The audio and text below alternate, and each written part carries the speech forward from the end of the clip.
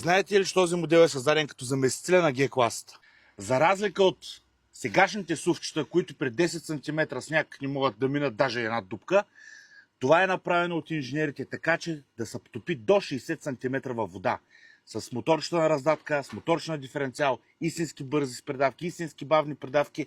Това е един танк, който наистина си минава абсолютно навсякъде. През 2006 година Мерцедес решават да пуснат GL като заместител на G-класата, обаче всички полудяват.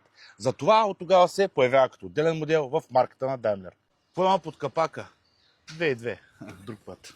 4.2, V8, дизел с две турбини, 700 нютона, дърпа каравана, лодка, джет, абсолютно всичко. Мъжки джип. Опитали се да заместят G-класата, обаче не става. Защо ви показвам фейслифта? Аз не му правя реклама на този джип. Искам просто да ви кажа какво са направили тогава, през тези години, а не като сега. Китайски автомобили, електромотори, пластмаси. Това е здраво. Това наистина направено от хора, инженери, да работи и да се движи. Хубава кола е. Наистина е хубава кола. Ако вие желаете да се съхраните максимално във времето вашия джип, имаме час за него. Ако са ви интересни фактите, имаме и видеа за вас.